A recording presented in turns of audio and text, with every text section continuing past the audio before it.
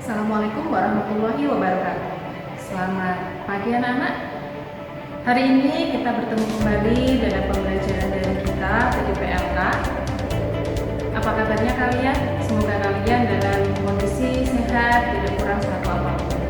Nah, hari ini kita akan belajar mengenai alat gelas atau peralatan gelas yang ada di laboratorium kimia. Sebenarnya yang ada di meja ini adalah sebagian dari peralatan gelas yang ada di lab kimia. Karena sebagian, berarti tentunya masih ada banyak lagi alat-alat gelas yang nantinya akan kalian gunakan ketika kita sedang praktikum di lab kimia. Nah, yang sebagian ini ada beberapa yang akan kita gunakan untuk praktikum kimia di lab kimia. Nah, apa saja itu? Kita mulai dari yang pertama. Alat gelas yang pertama ini namanya adalah buret. Buret ini berfungsi untuk alat ukur gelas. Nah, fungsinya untuk apa? Fungsinya untuk titrasi. Jadi di sini ada skalanya dari 0 sampai ukurannya 25. Kemudian untuk mengeluarkannya di sini ada kerannya. Jadi di sini ada ukurannya 25. Kemudian yang ini adalah namanya corong pisah. Fungsinya untuk apa? Fungsinya untuk memisahkan zat cair. Jadi kalau kita punya dua zat cair yang berbeda kelarutannya akan kita pisahkan, kita tinggal masukkan dalam corong pisah. Kemudian kita tunggu sampai membentuk dua lapisan, kemudian kita keluarkan lewat kancing.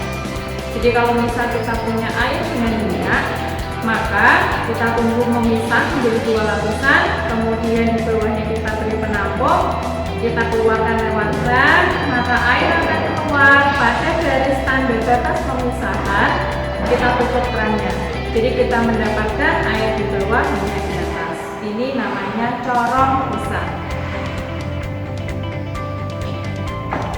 Kemudian berikutnya, ini namanya adalah gelas arloji. Fungsinya untuk apa? Ini berfungsi sebagai wadah tempat zat padat ketika kita menimbang menggunakan neraca. Jadi kalau kita menimbang zat padat, kita taruh zat padatnya di sini, kemudian kita timbang. Namanya gelas arloji. Kemudian yang ini namanya alonga. Jadi fungsinya ketika kita nanti praktikum destilasi, maka ini ditaruh di ujung, kemudian di bawahnya nanti dikasih penampung seperti ini. Ini namanya alonga. Kemudian yang ini namanya adalah Erlenmeyer. Fungsinya untuk apa? Fungsinya sebagai wadah penampung pada saat kita titrasi menggunakan buret. Jadi Erlenmeyer berfungsi sebagai wadah penampung ketika kita titrasi. Ya, ini namanya adalah tabung reaksi. Berarti berfungsi untuk apa? Tabung reaksi berfungsi yaitu tabung yang digunakan untuk mereaksikan bahan. Ini namanya pipet ukur. Jadi namanya pipet ukur, fungsinya adalah sebagai alat ukur. Jadi di sini ada skalanya. Ini ukurannya adalah 5 mili. Jadi di sini ada ukurannya 5, 4, 3, 2, 1. Jadi kalau kita mau mengukur zat cair misal 2 mili, berarti kita bisa mengukur menggunakan pipet ukur.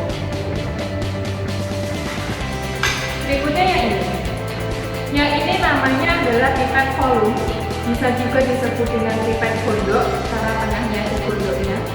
Atau bisa juga kita menyebutnya sebagai pipet seukuran karena pipet ini hanya satu ukuran. Contoh, ini ada 10 mili. Berarti kalau kita memipet menggunakan pipet volume ini, kita hanya bisa memipet volume zat cair sebanyak 10 mili. Kalau kita memipet 5 mili bagaimana? Tidak bisa, karena di sini ukurannya cuma 10 mili.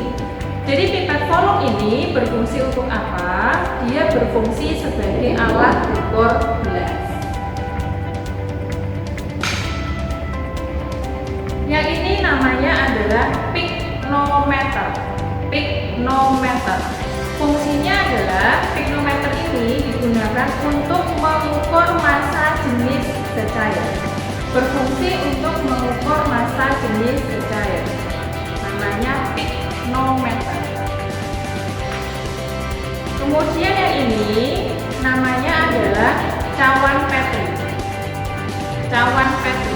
Fungsinya adalah biasanya digunakan untuk praktikum mikrobiologi, digunakan untuk pengembangbiakan mikroba.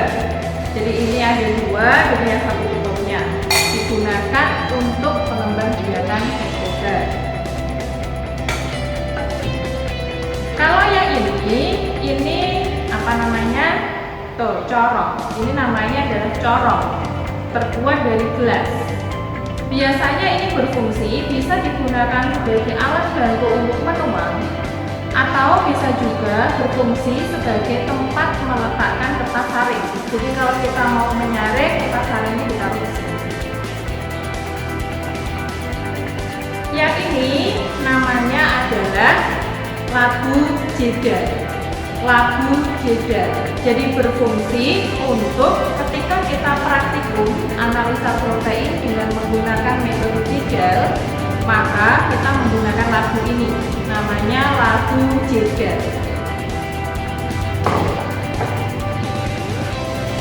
Kemudian kita ada ini satu set. Satu set ini adalah kolom soklet. Jadi yang ini kolom soklet, kemudian ini dipasang seperti ini adalah pendinginnya. Jadi kalau kita mau menentukan analisis kadar lemak menggunakan metode soklet, maka kita menggunakan ini alatnya. Jadi ini satu rangkaian soklet. Ini kolom soklet, ini pendinginnya.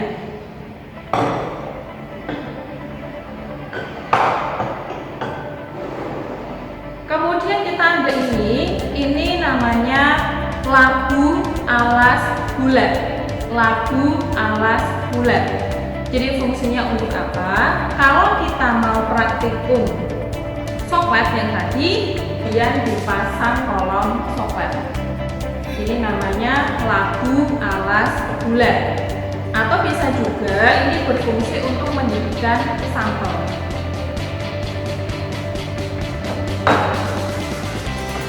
Kemudian kita ada ini namanya adalah pendingin bola.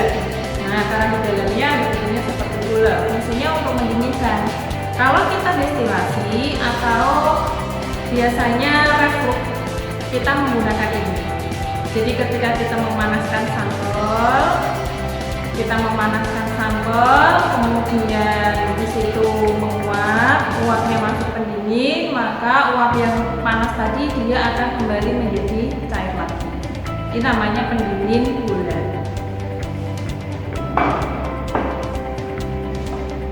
Kemudian yang ini namanya adalah botol regen. Botol regen ini ada yang berwarna coklat, ada yang berwarna bening. Fungsinya untuk apa? Fungsinya botol regen ini adalah untuk menyimpan regen sisa. Jadi kalau kita praktikum kemudian bahannya sisa, maka bisa kita simpan di botol regen. Ditutup kemudian diberi label. Berikutnya yang ini namanya adalah labu ukur. Labu yang digunakan untuk membuat larutan dengan volume dan konsentrasi tertentu. Jadi di sini ukurannya 50 ml, yang 100 ml juga ada, 250 ml juga ada. Namanya labu ukur. Labu yang digunakan untuk membuat larutan dengan volume dan konsentrasi tertentu. Berikutnya ini namanya adalah beker glass, atau bisa juga kita menyebutnya sebagai gelas kimia. Nah, ini berfungsi sebagai tempat menampung bahan, bisa bahan padat, bisa bahan cair. Ini punya berbagai macam ukuran, ada 500 ml, ada yang 250, ada yang 100 ml. Walaupun di sini ada ukurannya, tapi beker glass tidak boleh digunakan sebagai alat ukur. Kenapa? Karena tingkat ketelitiannya rendah. Jadi diingat-ingat bahwa beker glass tidak boleh digunakan sebagai alat ukur. Dia hanya bisa digunakan untuk menampung bahan, baik bahan padat maupun bahan cair. Berikutnya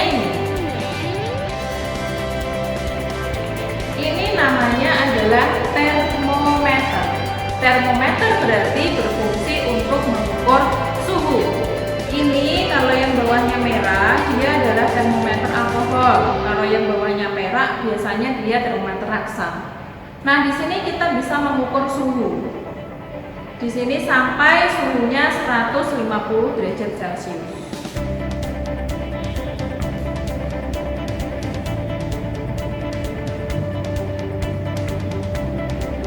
Kita punya ini namanya adalah kawat mikro, atau bisa juga kita menyebutnya batang ose. Kawat mikro atau batang ose biasanya ini digunakan untuk uji nyala. Kemudian ini namanya adalah batang pengaduk. Batang pengaduk, jadi fungsinya untuk mengaduk. Kemudian ini namanya adalah pipet tetes. Pipet tetes, jadi fungsinya digunakan untuk memipet, dikeluarkannya tetes demi tetes. Kalau yang ini namanya adalah botol timbang. Botol timbang, jadi ada tutupnya. Jadi botol yang digunakan sebagai tempat wadah untuk menimbang bahan padat. Jadi kalau kita menimbang, selain bisa menggunakan gelas arloji, kita juga bisa menggunakan botol timbang. Bahannya taruh di dalamnya, kemudian kita bisa menimbang. Kemudian yang ini namanya adalah gelas ukur. Gelas ukur berarti dia gelas yang bisa digunakan sebagai alat ukur. Kita bisa mengukur volume zat cair kalau ini ukurannya 25 mili. Jadi kita bisa mengukur 25, 20, 15, 17 bisa. Kita bisa mengukur volume zat cair menggunakan ini. Kemudian kalau ini namanya adalah pembakar spiritus. Jadi fungsinya sebagai pembakar, kemudian di dalamnya diisi larutan spiritus. Nah, ini tutupnya, ini sumbunya. Kalau kita mau mematikan tidak boleh ditiup, tidak boleh. Kalau kita mau mematikan api cukup ditutup tutupnya. Sampai sini ada pertanyaan? Kita belajar alat gelas karena peralatan ini semuanya terbuat dari peralatan gelas atau kaca. Kacanya itu kalau yang mereknya Pyrex, kelasnya A, dia bisa terbuat dari kaca borosilika. Tapi kalau yang standarnya lebih rendah, kelas B, mereknya Herman misal, dia terbuat dari soda lime.